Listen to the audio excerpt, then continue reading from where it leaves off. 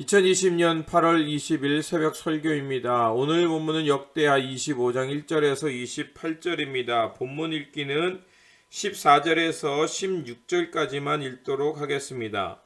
아마샤가 에돔 사람들을 죽이고 돌아올 때에 세일 자손의 신들을 가져와서 자기의 신으로 세우고 그것들 앞에 경배하며 분향한지라. 그러므로 여호와께서 아마샤에게 진노하사 한 선지자를 그에게 보내시니 그가 이르되 저희 백성의 신들이 그들의 백성을 왕의 손에서 능히 구하지 못하였거늘 왕은 어찌하여 그 신들에게 구하나이까 하며, 선지자가 아직 그에게 말할 때에 왕이 그에게 이르되 우리가 너를 왕의 모사로 삼았느냐, 그치라 어찌하여 맞으려 하느냐 하니, 선지자가 그치며 이르되 왕이 이 일을 행하고 나의 경고를 듣지 아니하니 하나님이 왕을 멸하시기로 작정하신 줄 아노라 하였더라. 아멘. 오늘 본문은 마음이 온전치 못했던 아마샤 왕에 관한 말씀입니다. 아마샤는 요아스의 뒤를 이어 유다의 왕이 됩니다. 본문은 그의 행적을 2절에서 짧지만 핵심적으로 평가하고 있습니다. 본문 2절입니다. 아마샤가 여호와께서 보시기에 정직하게 행하기는 하였으나 온전한 마음으로 행하지 아니하였더라. 정직하게 행했지만 온전치 않았다는 것입니다. 온전하다는 말은 마음이 하나라는 뜻입니다. 그렇다면 온전치 않았다는 것은 무엇이겠습니까? 바로 마음이 하나가 아니라 둘로 갈라졌다는 것입니다. 마음이 분열되고 나눠지면 그곳에 사탄이 틈을 탑니다. 하나님의 말씀대로 행하기는 행했지만 다른 욕심이 들어와 결국 복잡해지고 마음이 무거워졌다는 것입니다. 아마샤도 역시 그랬다는 것입니다. 아마샤는 에돔과의 전투를 벌이게 됩니다. 남유다의 군인이 수를 계수해 보니 약 30만 정도가 되었습니다. 30만 정도로는 에돔과 싸워 이기기 어려웠기에 그래서 그는 북이스라엘에서 은 100달란트를 주고 용병을 사옵니다. 그런데 그것을 하나님이 원치 아니하셨습니다. 하나님을 떠난 자들과 함께하는 것을 어떻게 하나님께서 허락하시겠습니까? 그리고 만약 그들이 그들의 힘으로 이기면 더욱 하나님의 길에서 멀어질 것이 뻔했기 때문입니다. 그래서 하나님은 선지자를 통해 북이스라엘 용병들을 보내라고 하셨습니다. 아마샤 왕은 그 말을 듣고 북이스라엘에 고용한 10만 명의 용사를 돌려보냅니다. 그때는 마음이 하나님께로 있었기 때문에 그 말에 순종한 것입니다. 전쟁에 참여하지 못한 북이스라엘 10만의 용사들은 결국 분노하며 돌아가면서 남유다의 여러 성읍들을 치고 노략하며 무고한 백성들을 3,000명이나 죽였습니다. 이것이 바로 북이스라엘의 모습이고 북이스라엘과 협력했을 때 나타나는 모습이기도 한 것입니다. 그럼에도 불구하고 아마샤는 담대하게 힘을 내어 에돔 군대와 싸워 전쟁에서 승리합니다. 결국 하나님을 의지하며 그 전쟁에 나갔다는 것입니다. 그런데 문제는 아마샤가 승리에 도취된 나머지 전리품과 세일 자손의 신들을 가져와서 그것으로 자신의 공을 내세우며 신으로 숭배하게 되게 된 것입니다. 아마샤는 온전하지 않은 마음, 분열된 마음이 있었기에 결국 하나님과 세상을 겸하여 섬기려 했던 것입니다.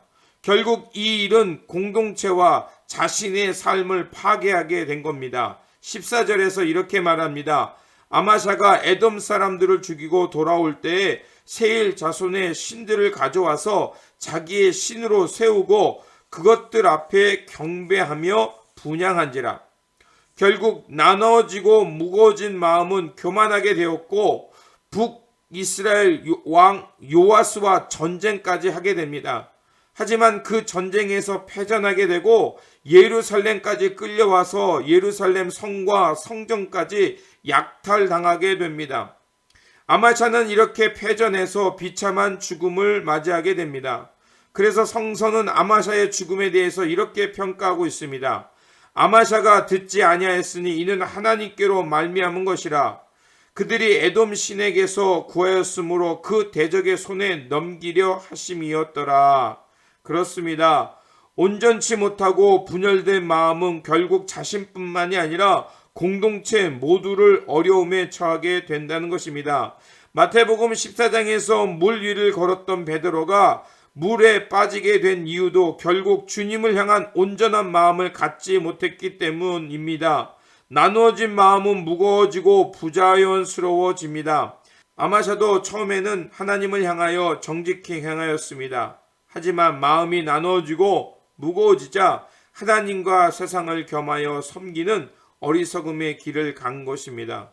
그러자 결국 그의 최후는 비참한 최후를 맞이하게 됩니다. 그래서 잠언은 4장 23절에 모든 지킬 만한 것 중에 더욱 내 마음을 지키라. 생명의 근원이 이에서 남이라. 그렇습니다. 주님도 말씀하셨습니다.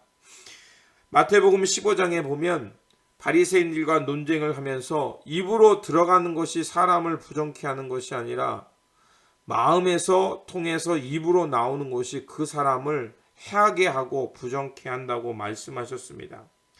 마음이 나누어지면 부자연스러워지고 무거워집니다. 하나님과 세상을 겸하여 섬기고 싶어지는, 그리고 자기의 의의를 드러내고 싶어지는 사람이 되게 됩니다. 그게 바로 교만이고 패망의 길이 되는 것입니다. 그러므로 마음이 나누어지고 무거워질 때가 있다면 즉시 하나님께 나아가 그 문제를 내려놓고 기도하며 살펴야 할 것입니다. 그래야 나도 살고 주변의 사람들, 공동체가 해를 입지 않게 되는 것입니다. 그러므로 하나님 앞에서 늘 마음을 살피며 나누어졌을 때는 그 마음의 문제를 하나님께로 가져와서 기도하며 말씀의 거울에 비춰보면서 하나님 앞에서 항상 온전한 마음으로 살아가시는 저와 여러분들이 되시기를 다시 한번 주님의 이름으로 축원드립니다. 기도하겠습니다. 사람의 중심을 살피시는 하나님, 아마샤는 하나님 보시기에 정직히 행하였으나 마음이 나누어져서 온전치 못함으로 세상과 하나님을 겸하여 섬겼습니다. 그리고 그로 인해 자신뿐만이 아니라 공동체 전체가 어려움을 겪게 되었습니다. 주님, 늘 하나님 앞에서 기도하며 말씀 묵상을 통하여 우리의 마음이 항상 주님 안에서 온전해지게 하여 주시옵소서.